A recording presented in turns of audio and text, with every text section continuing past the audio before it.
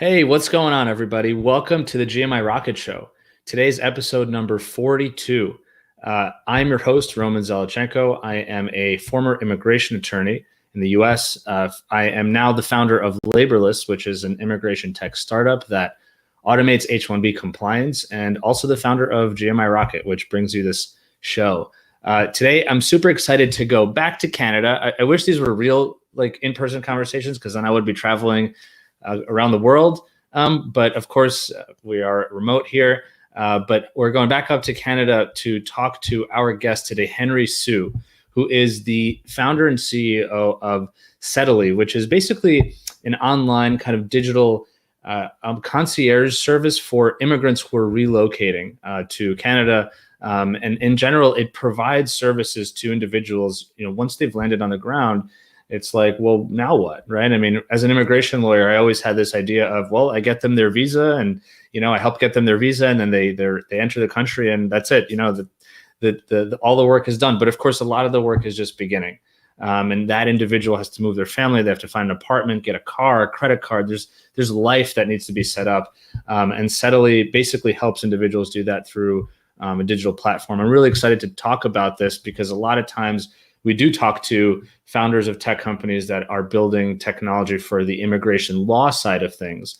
But of course, I love talking about what happens before and after that visa process and how tech can enable it. So I can probably talk about this for much longer on my own, but that's not the point of today. So Henry Soo, thank you so much for joining us. I really appreciate you spending the time and being here.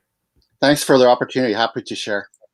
Awesome. And before we jump in, for folks who are watching, please leave a comment. Let us know where you're watching from. Are you in Canada? Are you in the US? Where are you? If you're in other parts of the world, please leave a comment. It's always fun to see who's coming in here live and obviously give you a shout out. And then, of course, as we go along, please do ask questions, right? I think part of this also, part of the fun is having this interaction, not just with the two of us, but with everyone and with all of you who are watching. Cool. So Henry, it's interesting because a lot of times my guests actually, sometimes they do have have given interviews in the past. Other times they haven't given interviews in the past. And so I get to learn basically everything on the call, which is really fun.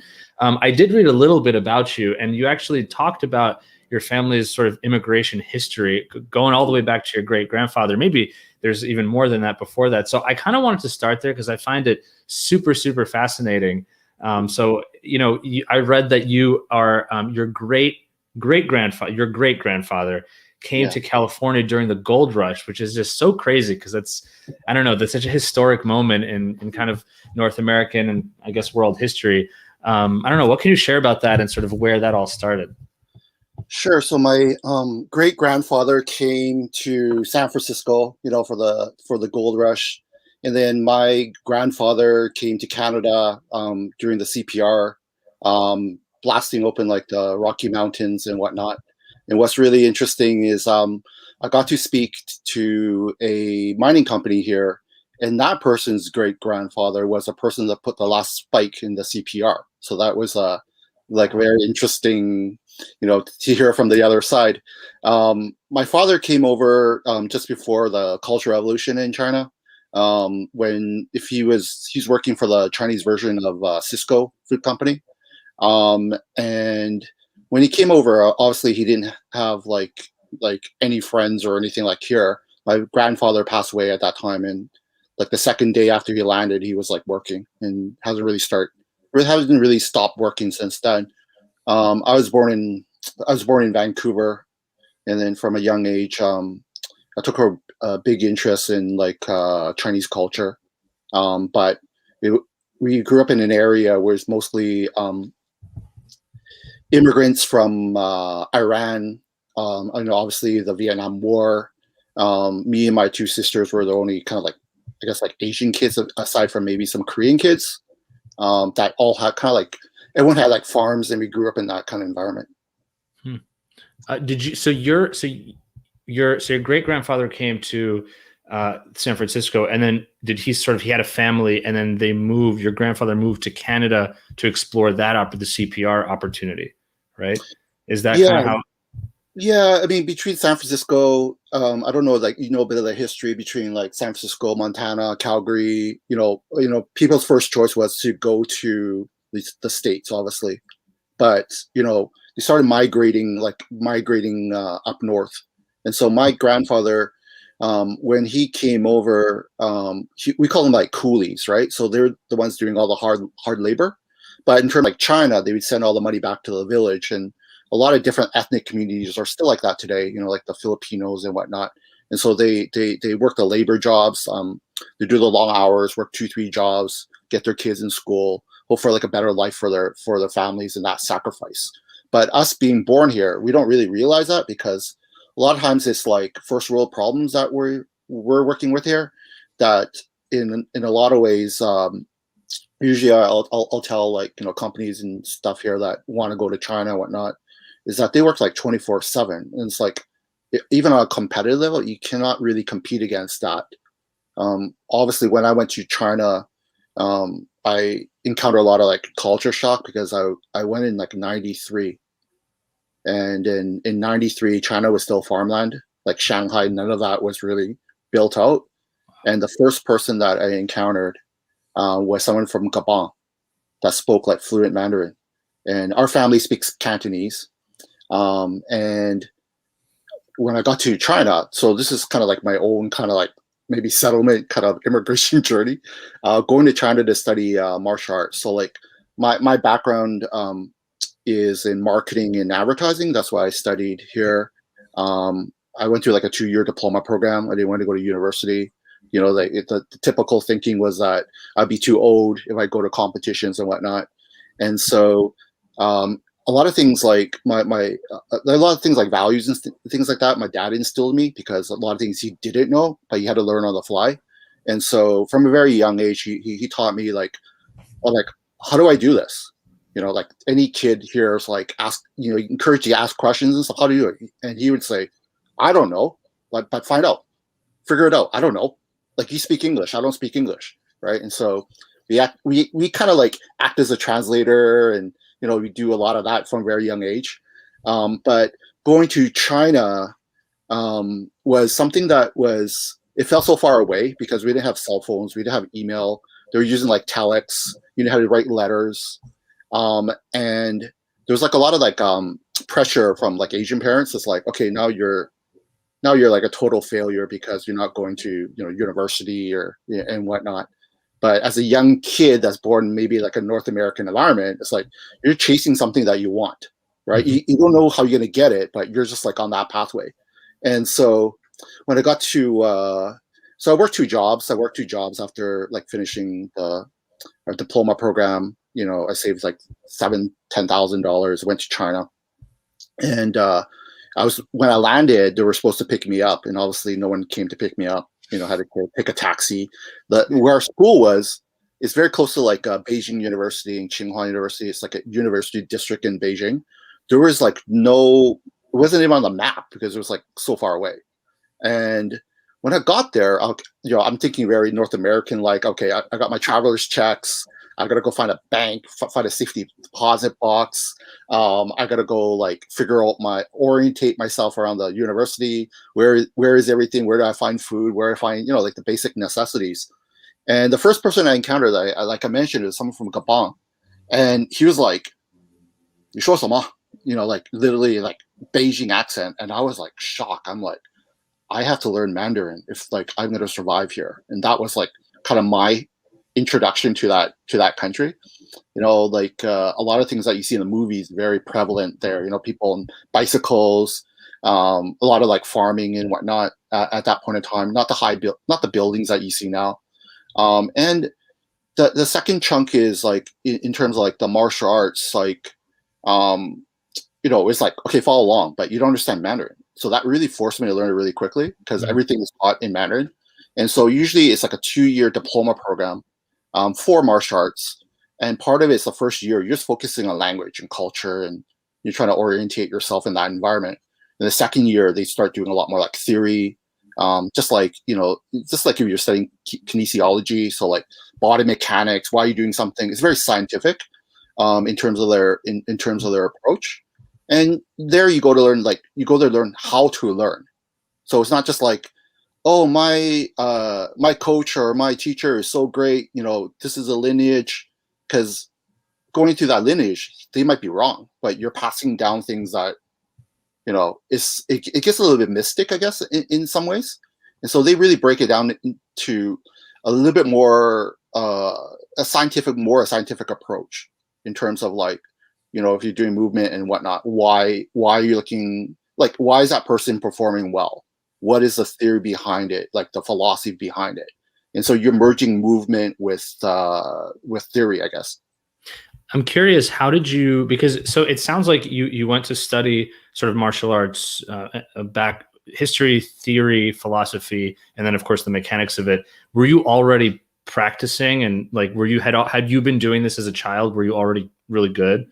Yeah, I mean, that's interesting because I didn't grow up in Vancouver, so I actually grew up like an area called Surrey, that's very close to the border to the U.S. So Blaine is probably like 15 minutes away. So Blaine is on Zero Line, right? And we're on like 32nd Avenue. So literally we'd go over there to go get gas and whatnot. But from a young age, like my uncle, who worked in Vancouver, who was like owned a TV repair shop. When he'd come up to like visit us, he had like VHS tapes. If you remember VHS tapes. Yeah.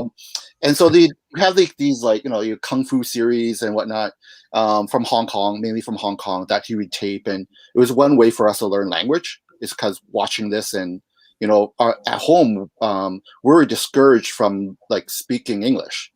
And so one example is like my older sister is like 6 years older than me.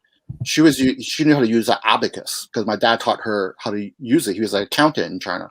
And so during the teacher would go like, oh, you got to watch more Sesame Street. You got to watch more of this. You got to like converse with more kids, like be more social and whatnot. But at home, we all spoke to each other in Chinese. And so your mind starts to wander. You grew up on a farm, you try all different types of things.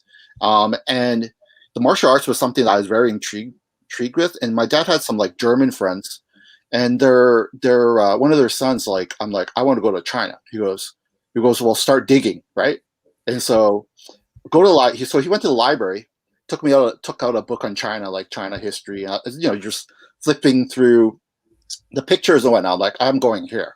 Like, it's just something that is weird in terms of like context, but I'm going here at some point in time, I'm going here. So that was like maybe when I was like 7 or 8.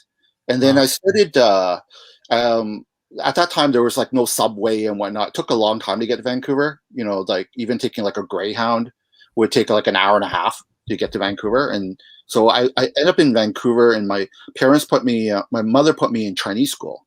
So usually like we'd be learning Mandarin and Cantonese. And then I'd come like stay at my grandma's place. And across from my grandma's place, there's like people teaching martial arts and whatnot. So it really intrigued me.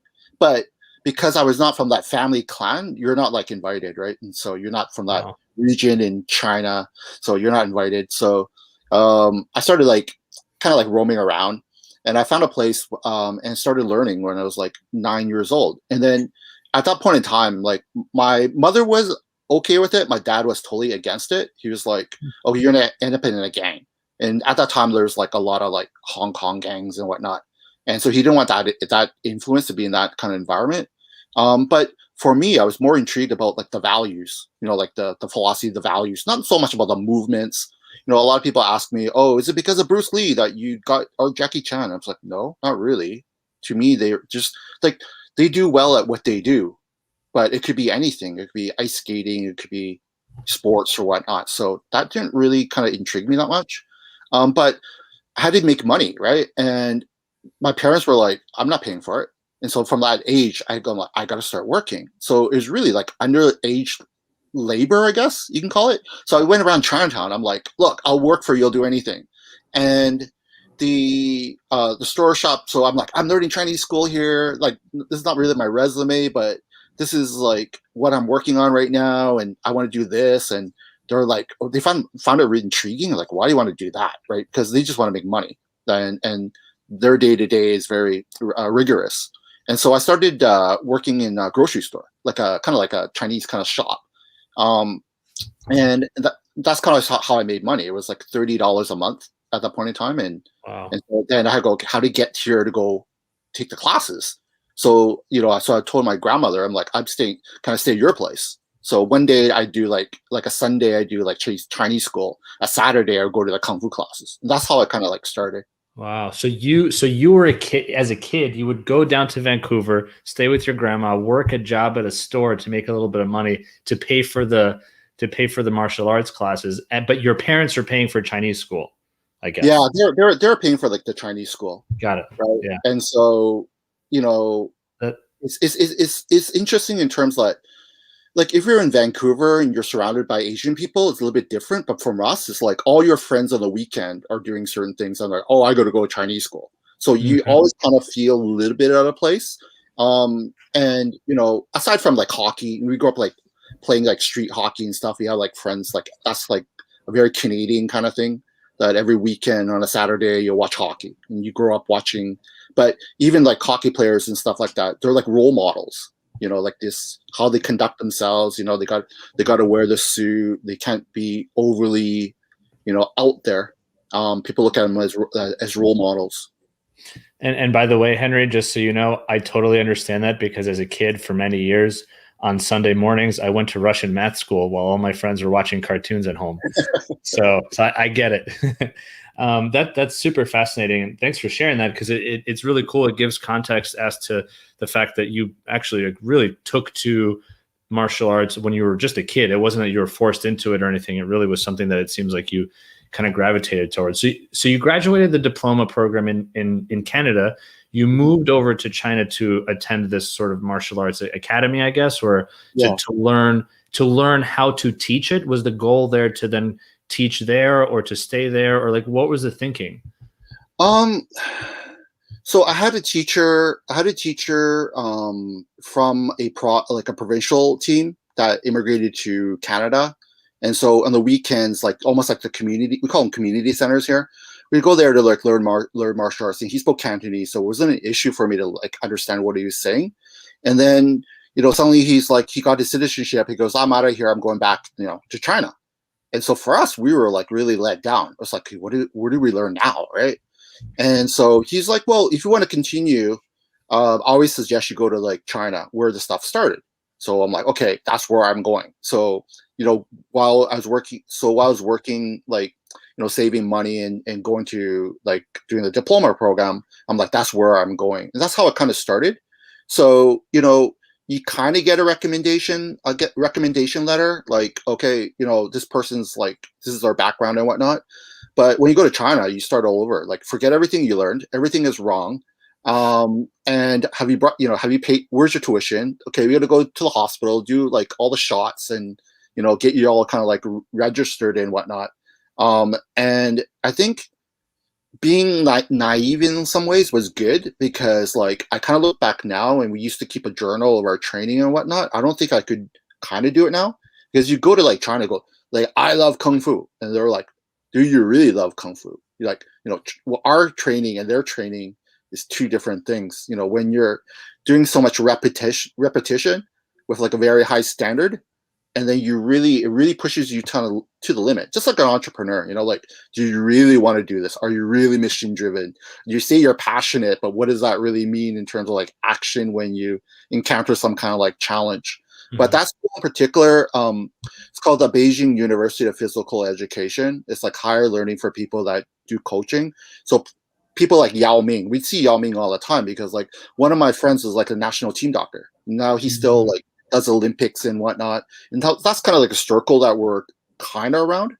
And the thing is, like, when you're in that environment, if say you're jumping or doing some movement, maybe in Canada you can jump like 3 feet, and there you can jump 6 feet because everyone's jumping 8 feet. Wow.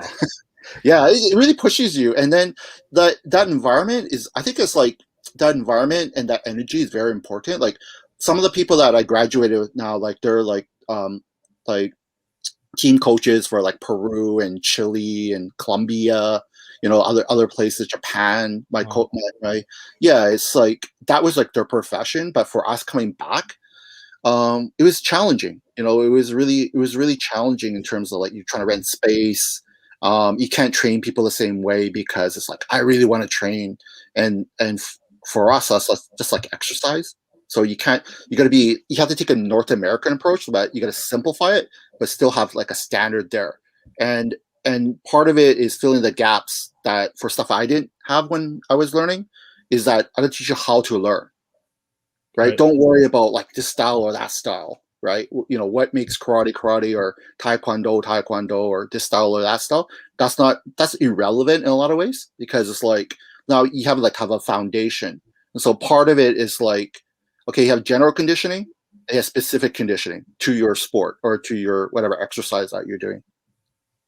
Yeah, no, it's I love the concept of being around people. I mean, and I like that you pulled it towards entrepreneurship, being around people that are actually pushing you to be better and to go farther and things like that. Obviously, there should be, I guess, some limits to some extent in terms of safety and whatnot. But that's super interesting.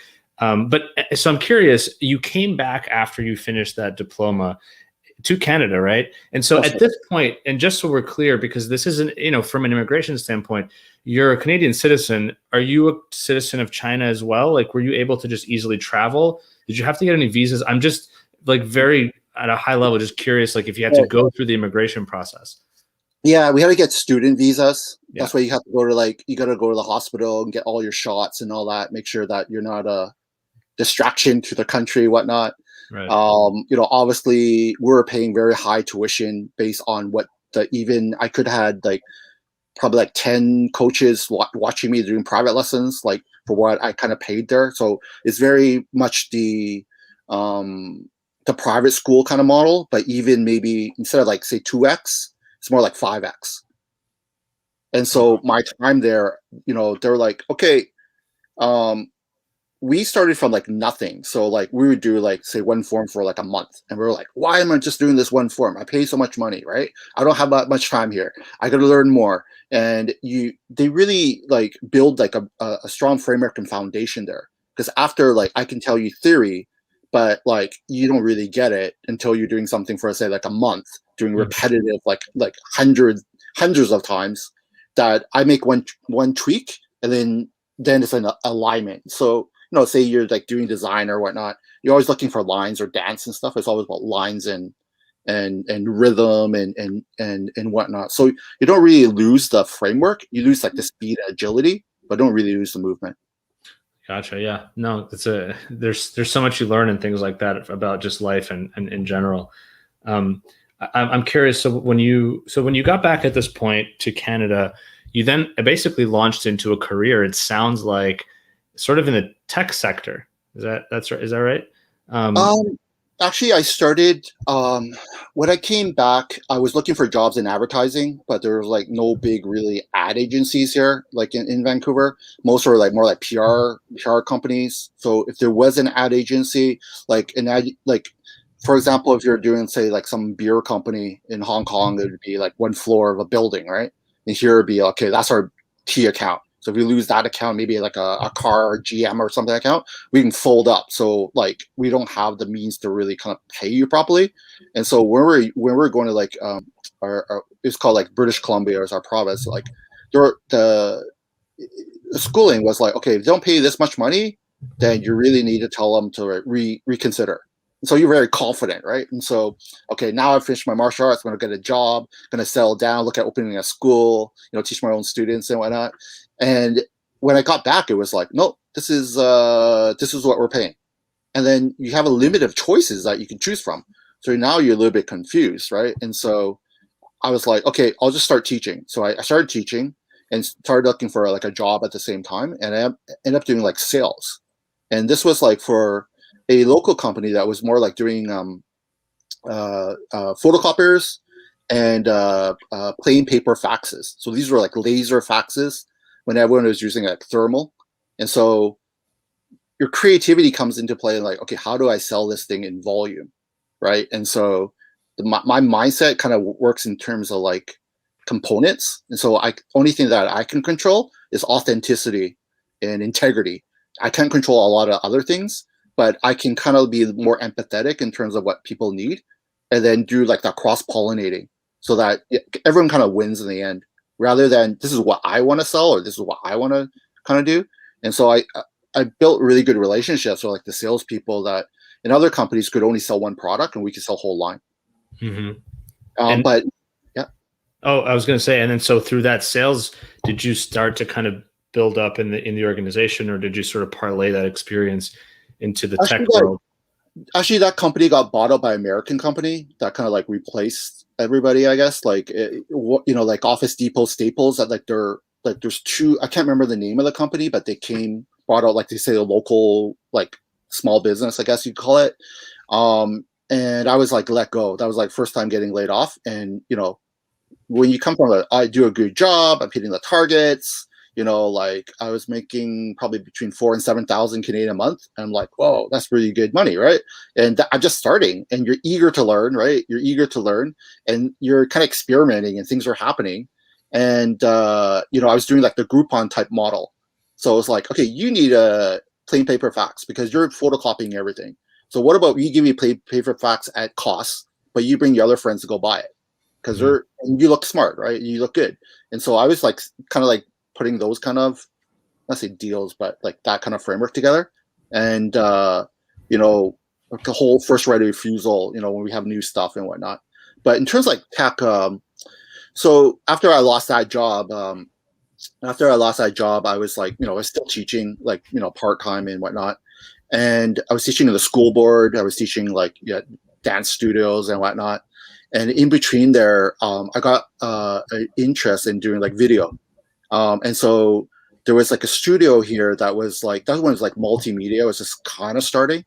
And the web was not even, it was very early for the web. We were using like Notepad, right? And so you take a course, there's no real books on it. And while taking the course, I'm like, okay, I want to supplement income by like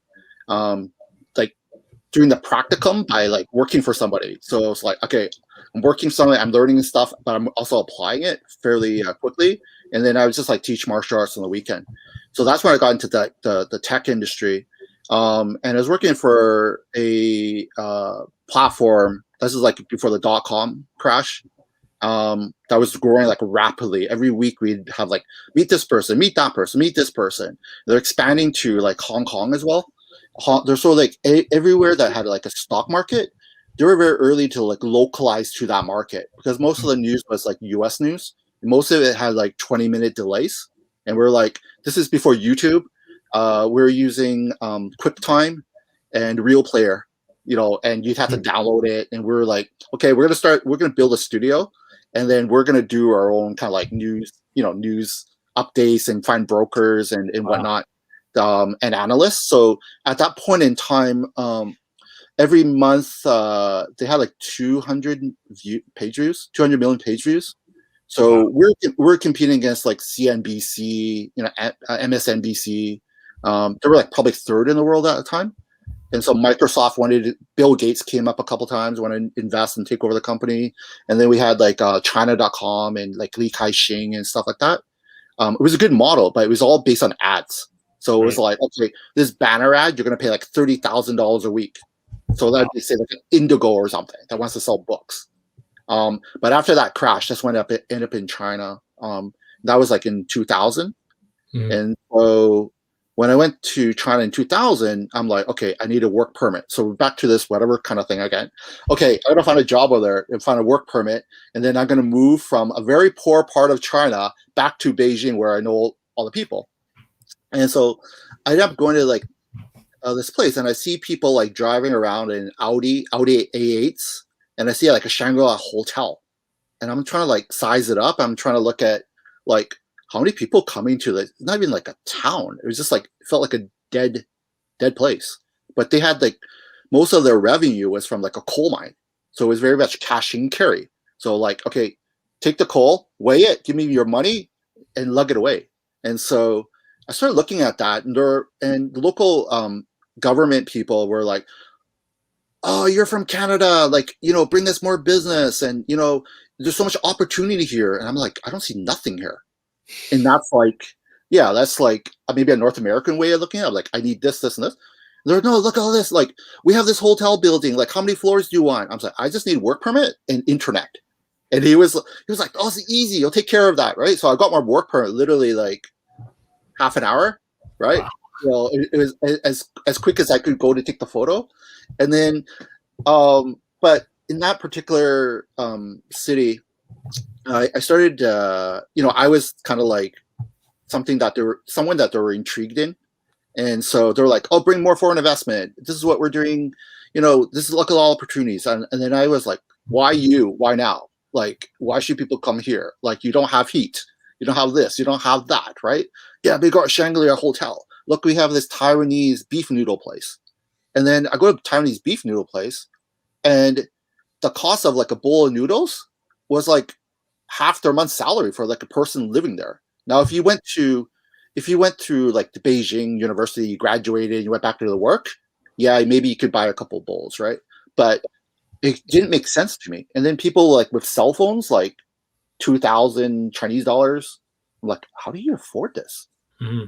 That's a sacrifice that we don't really. It's more about like not afraid of hardship, maybe what we call hardship here, just afraid of no opportunity. You give like an immigrant opportunity, they're the most driven. You don't have to give them drive. And so through this experience, so it sounds like you came in, as a Canadian citizen, you obviously also speak the language, you have been to China before. So they, excuse me, so they saw you as this person who could build a bridge between Canada or maybe North America and China. And then it sounds like, I mean, from what I read, you basically started kind of like what you call an east to west kind of consulting company or advisory. Yeah. Is that where it was born with this sort of this local town and province saying, hey, you have a tie to North America, please help us. And then so you built something sort of, and I guess my follow-up question to it would be, was that sort of your first big entrepreneurial endeavor where you started the company? Because it still exists today, as far as I understand. Yes. So that was like in 2000. So when I was in China, so that wasn't like it was kind of the start of it, but the company didn't really start to until I kind of came back to Canada and then went back and forth. And so when I was there, I was like working there with the local government. I'm like, everything is scattered and fragmented. I said, what about bringing everything together? So bringing everything into your hotel. So everyone's working out of like the same location. And so during the day, what I would do is I help them localize like their investment projects. Why invest here? Are these people looking for like partners or distribution or IP, whatever they needed to do. So just in terms of like a framework for building a company, you need a designer, you need a programmer, whatnot, is very similar. So it was an investment center that we built. And so we brought the Western element to it. We built like a cafe. We brought in all the furniture, we're doing like sandwiches and coffee and espresso, whatnot. And on one end, it was people that were taking in. So we took their Audi A8s and we took it to Shanghai, and we bring people in. So we'd house them like in the hotel. And during the day, we really like show them projects, right? So like, don't believe me, go see it for yourself. And here's like a opportunity for you. If this one doesn't work, then we have other ones, right? And from that process, like during the day, we would vet projects and whatnot, and at night we wine and dine. And obviously, they lived in the building. Everyone kind of like worked or lived in the building, so it made it very easy. Okay, this is a person that from taxation. This is a person to get this like seal, that seal, this permit, that permit. And so, yeah, we just kind of brought them together. And then, but through that process, like in terms of like the next company that we had, we what we called like Gold Ocean.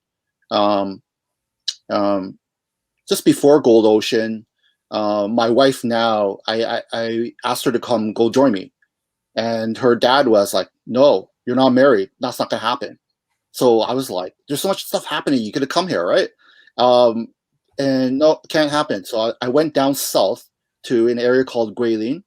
That area is like about 8 hours away from Vietnam. It's like the Karst Mountains, and you see the person with the fish.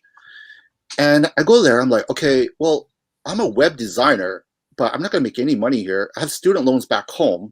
So, but I want to be with this person. What can I do?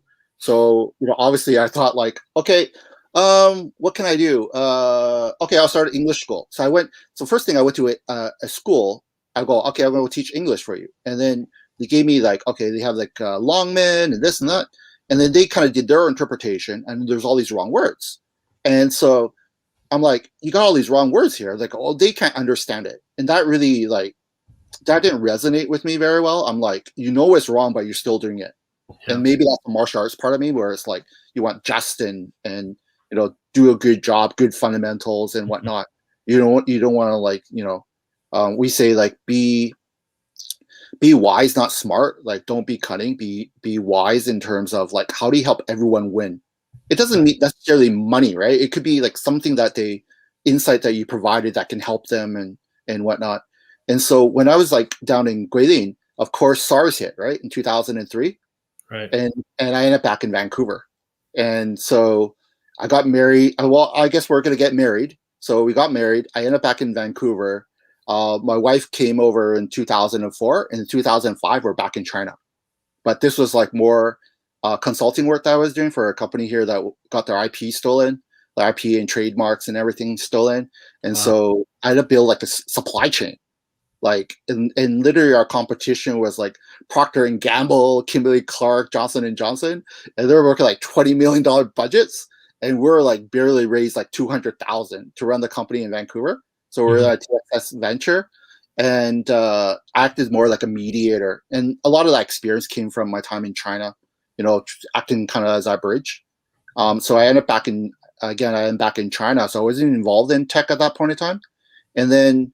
When I got I was working during that chunk of it, and then going all across China, setting up supply chain, whatnot, and what I found during that point of time in even investment center, people like, oh, I want to get my kid in Stanford or this school, that school. Like you're from Canada, you must know everybody, right? I'm like, no, but I can find the answer. I can go online and check for you, the criteria, and kind of like help you through that process. And what I was hearing is like, China's so great, but then I'm like, why do you want to leave?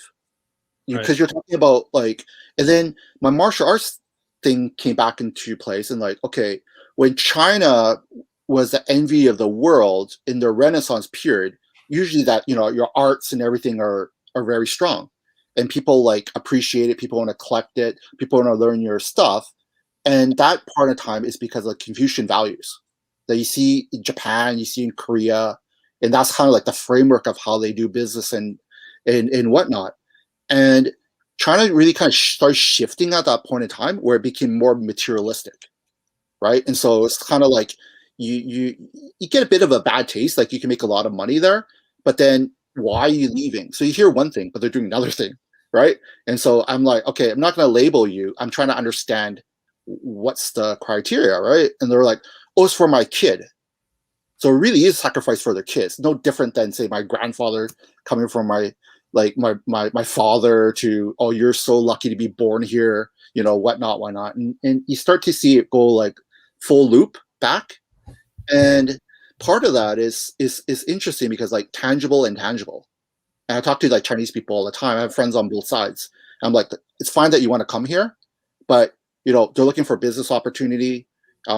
Typically before the husband would stay in China or Hong Kong, so satellite, leave the wife here for like money, so first day they do their version of Airbnb, second day they buy a car, third day they buy a house, fourth day it's a private school, fifth day they go to like Whistler, the ski mountain here, or go to Banff, and then the husband gets bored and goes, I'm going back, here's some money, like go invest it. So you see the wife invest in some gold mine that's not producing anything. It's like gold, right? No, but it's not producing. Right. And so we saw a lot of gaps in between there. And we also saw like an influx of like new people coming in country that had a lot of capital, but mostly investing in real estate. And it comes back to that tangible thing, something that you can hold. Right. And so like in China, if you say you had an ad agency or like a digital agency that's turning 20 million a year, or you have a tractor, you'd rather have the tractor. Yeah. It's you still want tangible because there's a lot of like mistrust in Asia. And so, here we go maybe through like, oh, okay, we did an NDA. I got to make we say like ready, willing, able. We do our diligence. We do the vetting. But in China, like particularly what we're working on is like that even if you see something, say on like Google or like Chinese version of Google, right? It's like one person might be charging $3,000, another one is charging $30,000. This guy's charging $3 billion, right? You're looking at it as like, are they able to deliver? Because if you're immigrating, it's like I'm giving a lot of stuff up, right? Mhm. They feel like they're giving a lot of stuff up to go to a country for their children. And part of that is like, what am I going to do over there? And that's what we see right now. It's like, well, I'm going to do over there. And so it's like, oh, I want all these investment projects and whatnot. Okay, fine. That's easy to find. We're just redoing the same model that we did in China, just here. And so when you talk about, it's really fascinating because I definitely that definitely makes sense to me in terms of kind of owning a tractor, wanting to own a tractor rather than owning a digital marketing agency, because the marketing agency could disappear, a tractor is in front of you. So you had all this experience. I mean, you're clearly, I mean, it's so kind of fascinating. And so I feel like you're so brave kind of moving to, even after you went to China, said you went to Vietnam, and then you were like, let me just open up an English school. Like you were just, boom, I'm going to do something, and you're able to do it, or at least, took the steps to do it. When you came back to Canada, you've been involved in the startup space, and I want to get into kind of how Settlely, started. But I think before that, or sort of along the same time, you started really, really becoming central to the Vancouver startup space. So can you just share a little bit about how that happened, like how you parlayed all of this experience in China, back in Canada, starting a martial arts school and starting this like cross, east-west sort of consulting company, helping this town gather everyone in a hotel and just central, like all these experiences. How did you then transition that into, all right, I'm back in Vancouver, there's an ecosystem here that needs to be sort of, massaged, if you will. How did you turn that into what you're doing today, and sort of what are you doing today from the startup point of view? Sure. So when I came back to Canada, I started working with like the local like ethnic media, helping do like a lot of localization. So like one company that we did was like Sea-Doo Ski-Doo. And so we're trying to do like case studies. So like part of it's not just like be like McKinsey or something like, oh, here's an opportunity, or here's a problem, here's a report, right? But helping them either build that team or leading a team, and then kind of moving back and like, if you need help, I'll consult whenever, so that there's a little bit like that support when you kind of like need it. And so through that, I started helping the media company do a lot of like media sponsorships and partnerships and whatnot. And so those are like all local services and products. So like say boat show, auto show, home show, real estate, whatever was happening in Vancouver, letting them know what's available. And then a lot of these are like Caucasian people, right? Or have good businesses, have good like business values and whatnot. But part of it is educating them on the opportunity, so that it's not like, oh, all the Asian people are driving all the real estate prices. And I kind of look like, well, it's a game in some way that you don't give them a permit, they can't do the pre-sales. So like, you just can't look at one part of it. You go look at it kind of like holistically. And so, but as you as a person, like, how can you say use compassion without putting, like, we say like tolerance and compassion. So like without tolerance, you don't have no compassion, because you start labeling people and start segmenting people. These people are like that, these people are like that. But all they are is people. And I found like a lot of different ethnic groups here is like very siloed. But there's a lot of opportunity here. And so it's kind of like more coming from economic, in terms of like, how can you work with what you have rather than, oh, we need this or we need that. I started doing like a lot of matching. And so like one of the clients of the media group was like a Chinese seafood restaurant. And we had another guy here that was doing like wild meats. So that was like crazy stuff like kangaroo and wild boar and whatnot. And this was part of like, we had like a World Expo here, and so he was a chef.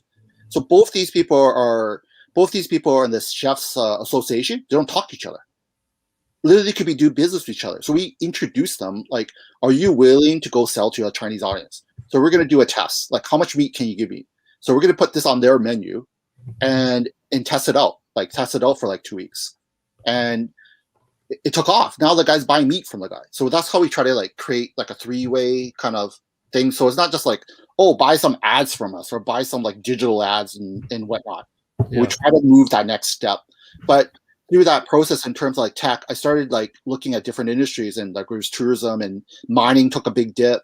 And so I started looking back at tech. I'm like, okay, where are opportunities in tech? They're saying there's a big shortage of all these people. Now, what is the criteria? Like, how do I apply?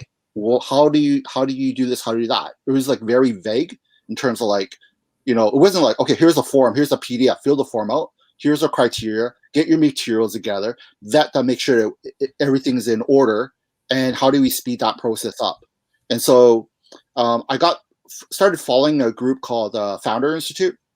That was from the Valley, and I'm like, oh, it's interesting. They're doing all these like workshop free events for people to kind of like do their enrollment. And so I started following along and as a media and covering them. I'm like, this group is looking to do here. They're doing like a pilot. They're like a startup themselves. They're doing a pilot, see if there's that interest for that kind of program.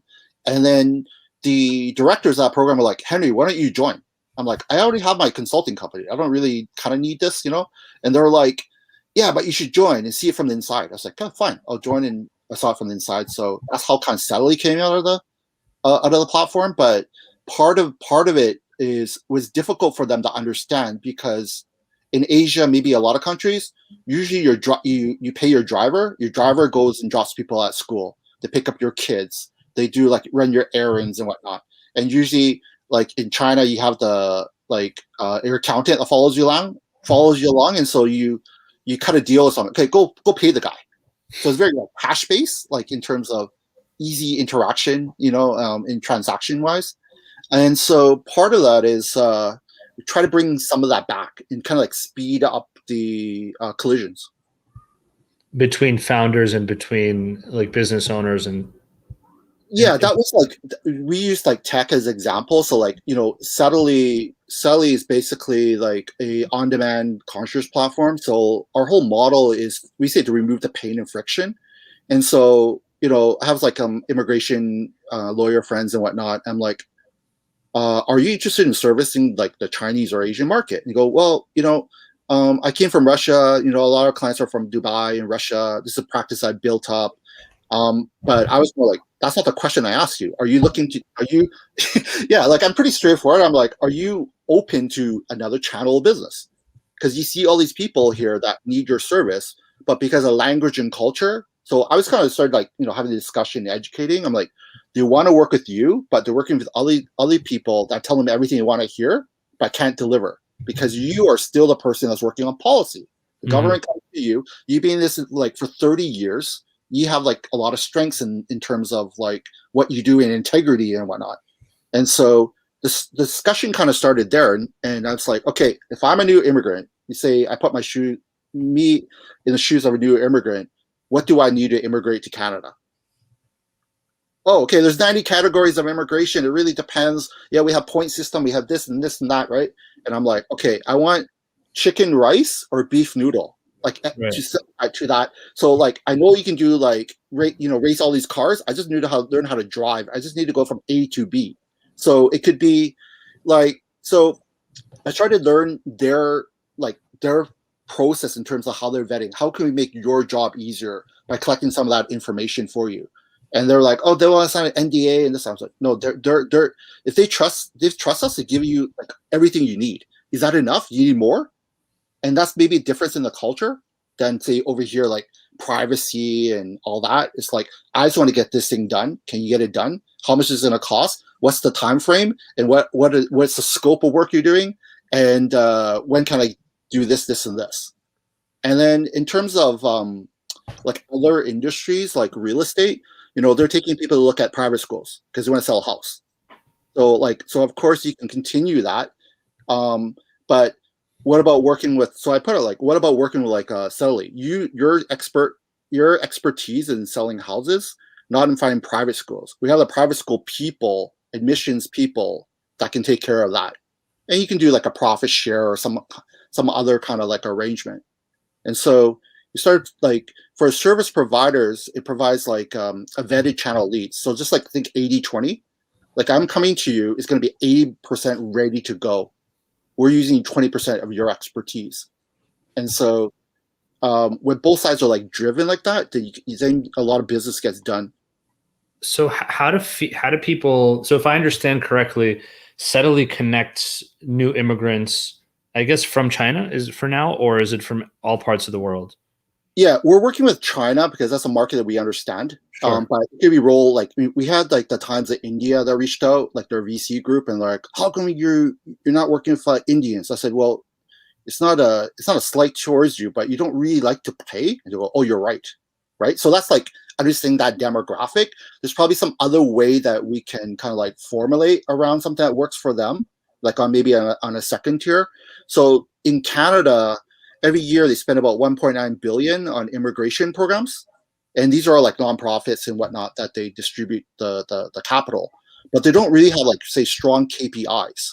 So one of the issues here is like you got the PhD that's like driving like a taxi, can't get accredited fast enough, so they get into like other problems like mental health and these other things because like, oh, it's better back home, and then they don't really integrate properly here in a lot of ways. Like they get depressed and whatnot, but they're very like skilled people. So like how can you kind of like move them along a journey and have the support network around them? So in China, when we do business, it's usually you don't need more than 5 or 6 people, within that network of people. So it's kind of like, okay, here are top tier 1 or tier 2 like immigration lawyers or like accountants or whatever service that you need. That the whole premise is that there's two levels. One is like subscription, and one's like high touch. So some people like, I don't care about an app. I just want to get this thing done. I want to get to like investment opportunity. Yeah, we can do that, but that's not say scalable. There's only so much that we can do. Right. And the thing is like, I want to do this, and I'm like, yeah, maybe you could do that in China. You can't do that here. I don't agree. Well, that's the reality here. That's what you're kind of working. This is like, these are the pieces that you're working with. Like, and so through that process, like, how can we move that fast along for you? So if you're highly motivated to get your citizenship, like how, if it takes 3 years, how do we do it like 3 years and 2 weeks? But also, go ahead. But also make sure the lawyer buys into it. It's like, okay, you're developing a relationship with these guys, and part of it, we're also trying to create community, so that there's a lot of cross pollination, like between service providers, because everyone's buying into the same philosophy. And part of it is like it becomes a lot more holistic. It's not just about what I'm trying to sell. It's like cross pollinating between different industries. So if I can sort of understand, you're working with the Chinese market right now. There's also interest from places like India, and presumably you can do this really from anywhere in the world, theoretically. And so what you do is you're connecting these individuals to like a one point of contact who will help them get their immigration goals and from a time frame perspective, and also figure out literally how to set up their life in Canada. Is that right? And so my question to you is then, how does it sort of work tactically or practically? It's an online web-based platform. Does a user sign up and like put out create a profile, and then it matches them with somebody? Sort of, how does it work? What's the technological, I don't know why I said that weird. What's the technological underpinning of Steadily? Okay, so yeah, like for the tech part of it, it's like you sign up, you put out like a call for help, right? Put out a call for help. There's groups that have like a team that's looking to go, take some of this business, right? I mean, like say lawyers have different rates, right? So we can't go like, oh, it's like a fixed rate. And then there's also like, lawyers can't pay referral fees because there's like a conflict of interest, but then they can pay like a service fee to use your platform. But like, how much business are you giving them? So like part of it is like doing like a trial, right? Because he asked me, it's like it could go like from 1 guy to like 100 guys very quickly, and then how much load can you handle as well, right? And so there's some of those things that we're kind of like working through. But in terms of like a tech platform, it's like a dashboard of like 3 to 5 like KPIs that you're tracking. It might be different from different people. So it's like there's free English lessons, but you got to wait for a year. Like the mail is not going to wait it's free. Yeah, but I want to start a business. I want to do this.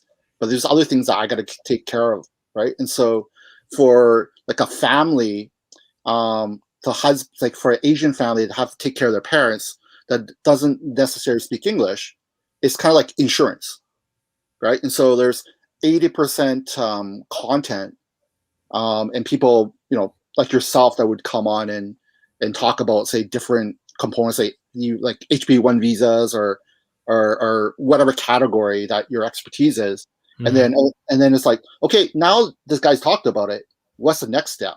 Right? The next step is like, transaction or create a relationship or give you a referral, or they give you a referral, and creating more like a trust network. And so those 3 to 5 like indicators, the more motivated they are to go complete like almost like tasks, right? The more like a better rate they'll be able to get from like a law firm, because like a law firm go, okay, we're going to give you $1 million of business, it might come from this category or that category, and then we also want to simplify your process. So it's like, okay, here's what you need to fill out. I need all this other stuff.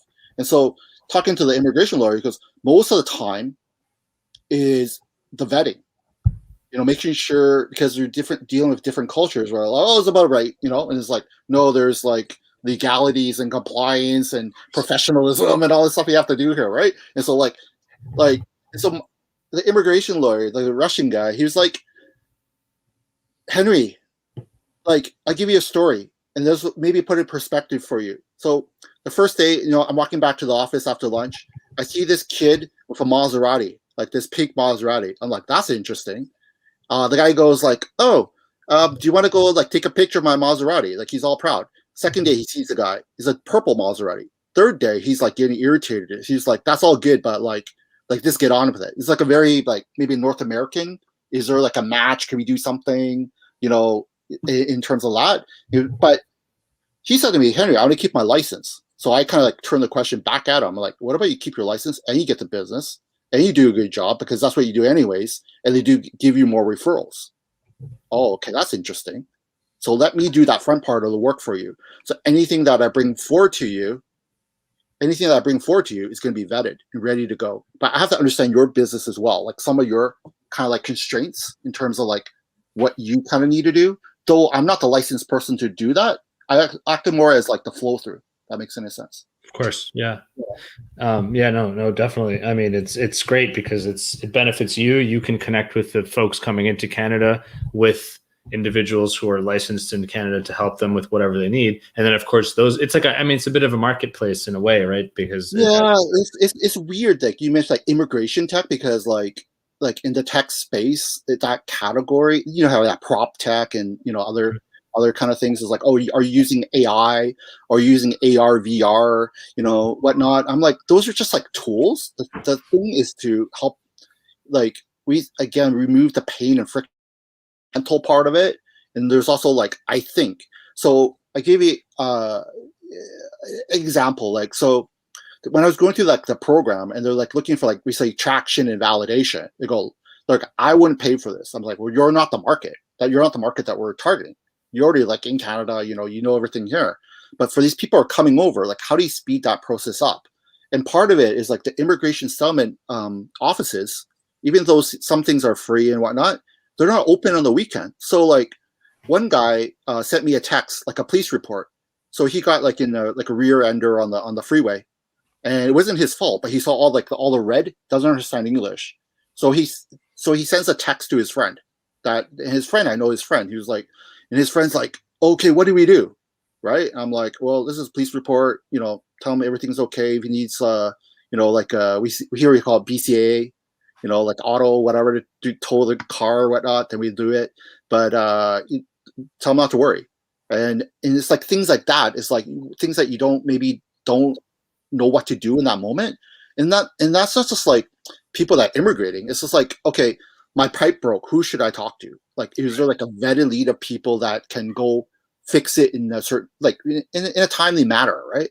And so that's kind of what we're kind of working through, so that you're learning the content, right? Even us looking at, say, like content from the government is hard to comprehend, but how do we like streamline it in a way that's easy to understand? So it's like not totally X's and O's, but 80% X's and O's, so there's no confusion. Because like a company that like a group came over and they're like, Dentons is one of the big law firms in Canada. Mm-hmm. And they're like, does Dentons own the building? And I'm like, Why do you care they own the building? As long as you can do your work. You're too small. You're not a multinational. Yeah, I got money. Yeah, they don't care. Their people have money too. It's like that's the way that I kind of do that, a bit of like that approach, right? But then this is how I kind of see it, and the way that you're seeing it is a little bit different because where you're from, maybe money can fix that problem, but here it's like it's not going to move it any faster. So you kind of look at the viability. Like it's like, well, I put more money. Will the mine give me a permit faster? No, they still have to do a feasibility and banking feasibility and environmental study and all this other stuff. It's like so slow. Well, it is, but that's what you're working around here. So given that, how can you speed it as much as you can with that 20% experience? That's kind of how we kind of look at it. So fascinating to see the different kind of philosophies and just way of thinking around business. I'm curious, because you brought up immigration tech. I always love to ask, and I'm curious to hear where do you think the industry is going? I mean, you're clearly solving a problem that is related to kind of the personalization of caring for individuals who are coming to Canada and who they need stuff taken care of, and they need it taken care of on the weekends, at nights, whenever they need it. Yeah. With Settlely, they have they have somebody to talk to and connect them, or potentially even provide them with a service.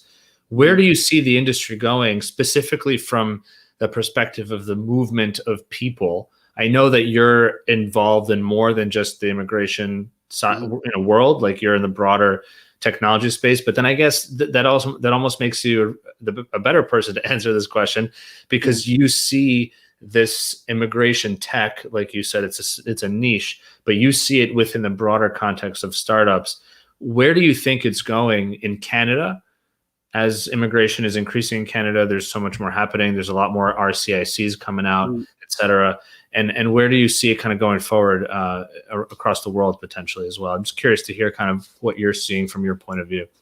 Sure. So I think there's like a lot in terms of like immigration tech. I think there's a lot of of course, like government only works around policy. They're not like they can't act as operators, right? And so like you need to have operators that are really relating some of like the challenges that they're seeing, and then how do you move that faster, right? And so in terms of Canada, in terms of like tech, they've done a very good job, especially like in Toronto.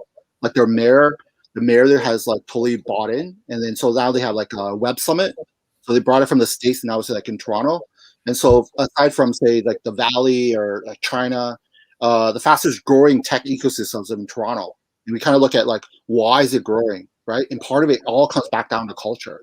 And that's kind of like my kind of like general thing. Like all this stuff is like, it's there, but why don't you want it? Is because you don't, in terms of like value for you, it doesn't match with what you believe is important. Right. And so like certain values kind of like will create trust. Right. But it's hard to keep those values because maybe there's a monetary thing in front of you and like, oh, well, I didn't have a choice, right? Mm-hmm. And you kind of like lose your discipline.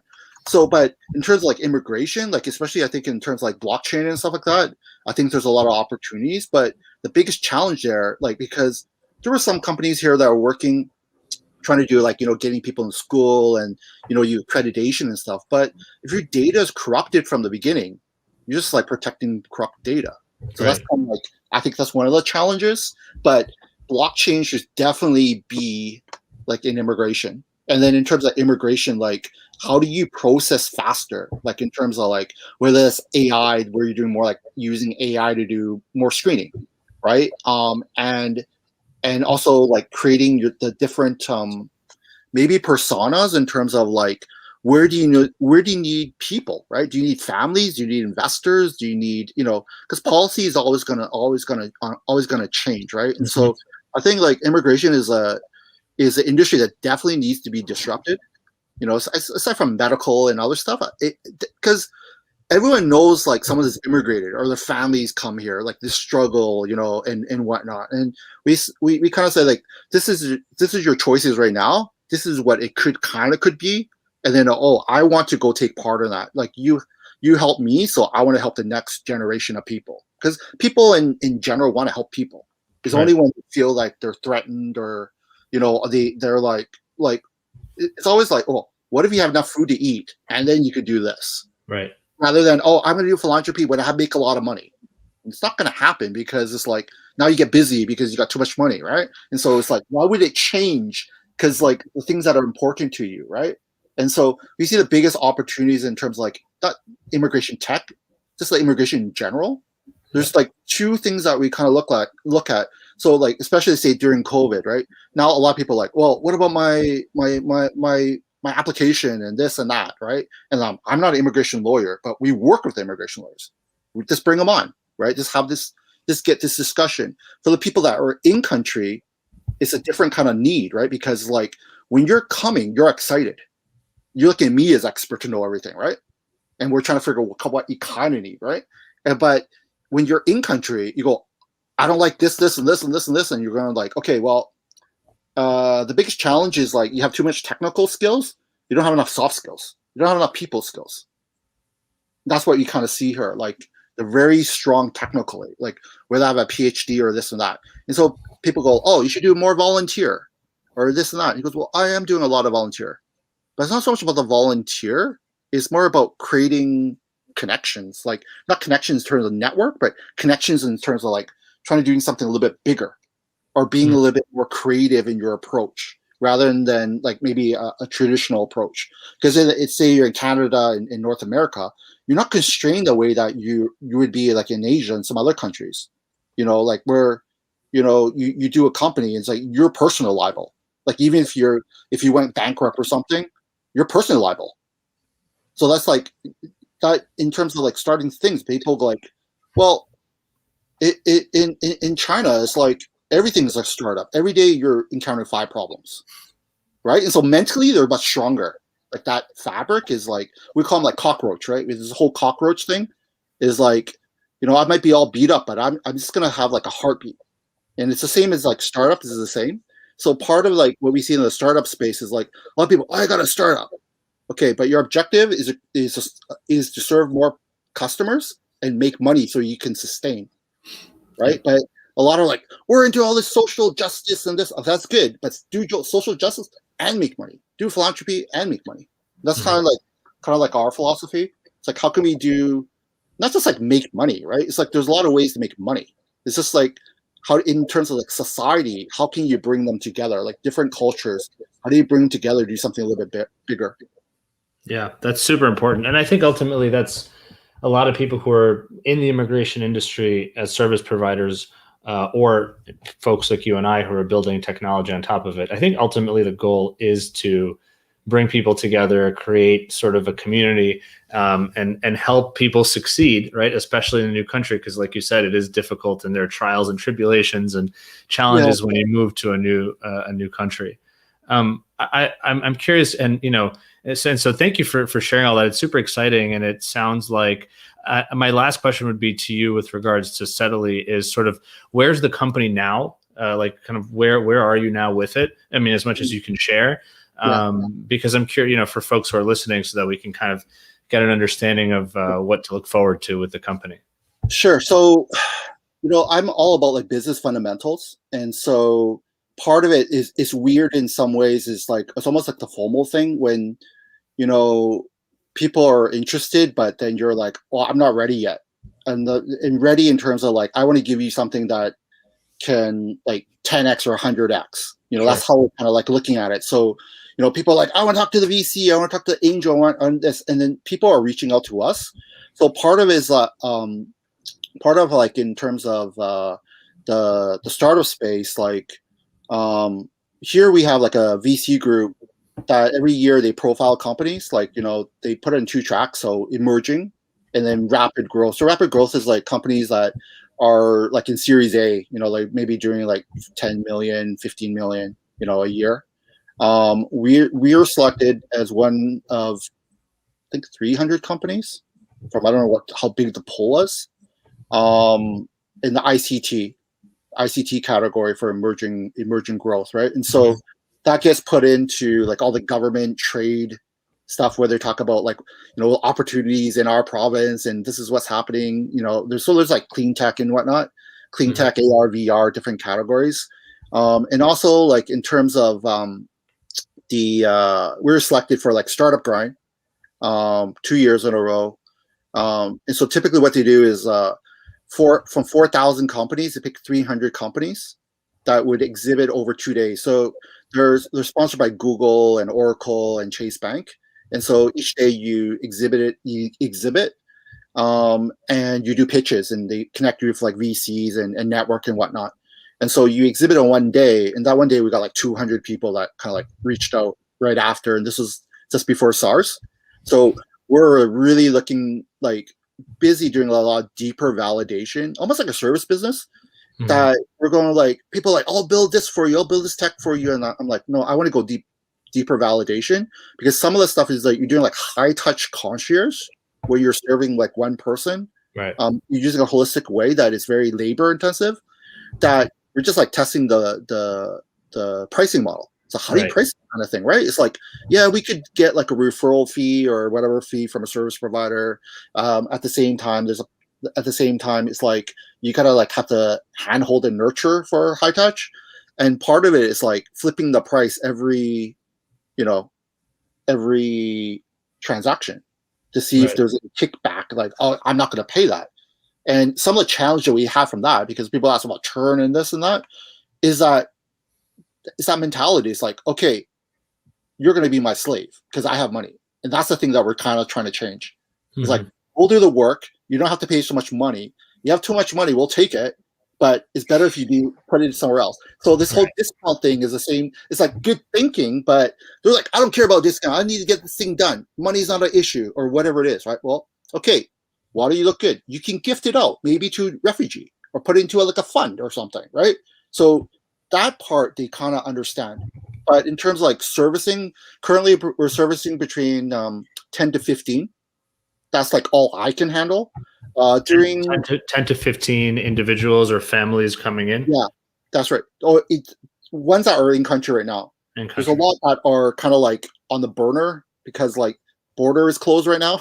Right. So they can't come in. So we're doing a lot more like video stuff in terms of like, okay, this is how you prepare, but trying to put it in a way that's very authentic. No, like, oh, it's going to be great. Everything is going to be good. No, really. There's depending on what you want to do. Right. Now, like, even if you're like in China, it would be the same. Why would you think like moving to another country, everything's just going to work, right? Right? It's like it's kind of that's kind of what's kind of told. Like, don't worry. And when people say don't worry, it's like, no, you got to do your own kind of like research, right? Right. And so like in China, I tell this to immigration lawyers because they may not understand. Like I give that $30, $3,000, or $300. Right? If you go say on Baidu, it's like, okay, if you pay money, you're going to be top of the list. There's no real compliance in terms of your ability to carry out the work. Now, of course, if you're doing the work in the States and you've been doing it for some time, okay, how do you localize? How do you localize in a context that they understand and make it easy for you and easy for them? I think there's like a lot of opportunities in that. And I don't want to like label people, but most countries, like say I go to if I go to let's say Brazil, the thinking is very similar to people in China.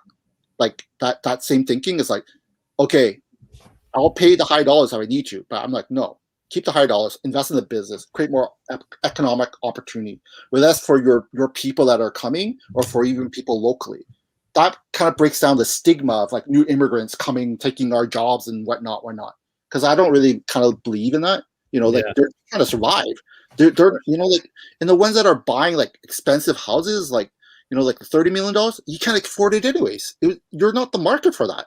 So like you have to kind of really, the media and stuff sometimes like wants to paint it one way or another way, and there's no right or wrong. It's just like you gotta have that bit of context to really understand, right? Yeah, and I mean, with this audience of immigration individuals and professionals, of course, the understanding is that immigrants are not coming here to take your job or anybody's job. The idea, of course, is we're trying to get people and move them to another country for new opportunities, and it really helps the host or the new country. It helps in many different ways, from a diversity standpoint, from an increased skills standpoint, from population standpoint.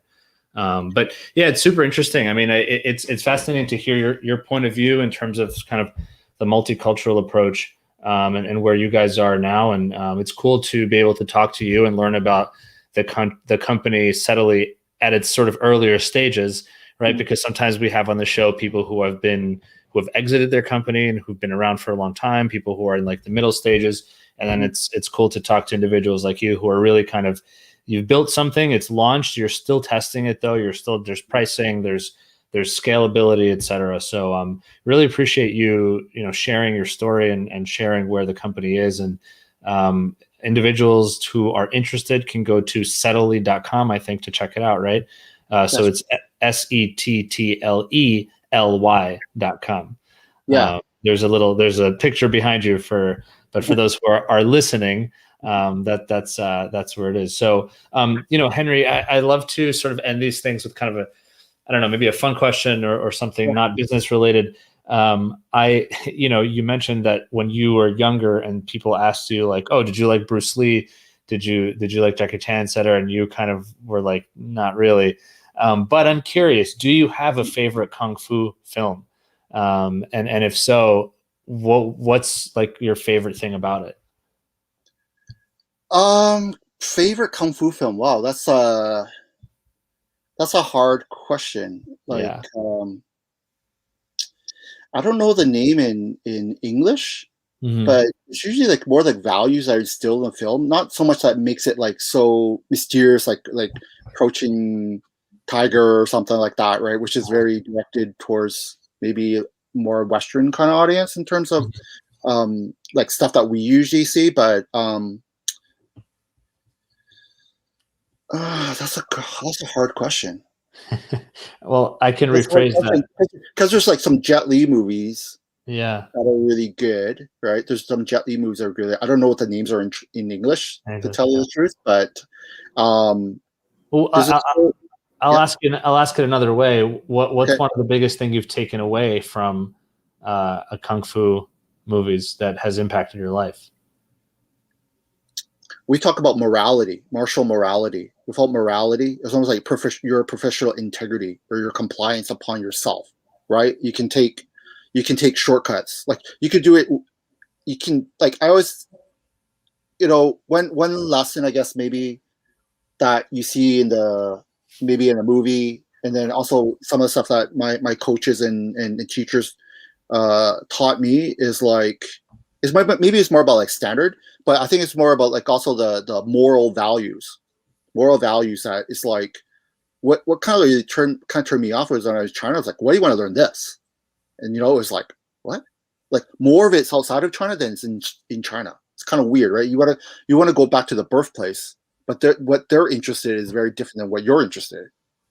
But if they go back to like those principles, whether it's like, okay, professionalism, what you maybe call professionalism in your field, or in say medicine or something. Your job is to heal, to help people get better, right? Whether that's like mentally, physically, and whatnot. And there's a lot of pride in that. And maybe I'll share like one quick, really, really quick story. Is that my wife, her grandfather was like kind of like a coolie, but he was doing stuff for like the British. They were moving like hardwood from Laos and Thailand into China, and he was quite old. And they were like, take the wood, sell it, start a small business or retire, and then pay us back whenever. And that's one story. And whether there's like a Li Kai-shing story that most people don't know, it's like with the Wampu and stuff like that. He was making plastic flowers in Hong Kong, and they went through like their version of financial crisis. The company goes like, Li Kai-shing, we can't pay you for that. Stop, finish what you've done. We'll pay for that, but just go revisit this later. And Li Kai-shing says like, no, I promise to make it. I'm gonna make it. Pay me when you can. And business has really changed in terms of like, look, I can't pay you back, but I can pay you $1 or 10 cents. In terms of like in integrity, also in terms of like morality. Does that make any sense? Yeah. No, yeah, that's something that I'm quite passionate about. Like the whole culture part of it is because it's like your values is going to define your culture, right? And it's easy to like, I'll say like a VC wants that, but is that good for your people? Like you got to consider VC because they want to return, but at the same time, what about your people that you're serving? What's important to them before what's important to you? Yeah, you're the least important person. You're not important at all. Like that's how I kind of look at it. Like our thing is to serve. It's all about the client. It's all about the client. Yeah. For sure. I love that. That's so cool. You know what? I admit I haven't. It's been a long time since I've really seen a real kung fu movie. So you're kind of motivating. You're motivating me to whip out the Netflix and watch something this weekend. Well, Henry, thank you so much. I really appreciate you sharing and sharing your story and your journey and everything you've done so far. And looking forward to following steadily and seeing where the company goes going forward. So thank you so much. No worries. Thanks for the opportunity. Cool. Well, thank you everybody for being here. I actually didn't get to this, but we did have a couple of comments. So we had Abhishek calling in from India, and Elena Anderson DeLay from the DC, Maryland area. So hi to both of you and other folks who joined. Really appreciate it.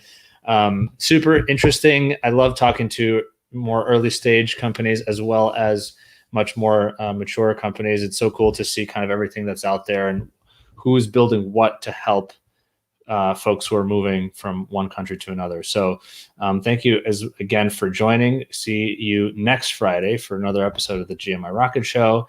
In the meantime, have an awesome weekend. If you're in the Northeast, it's finally getting warm, so go out there and enjoy the warm spring weather, and see you next week.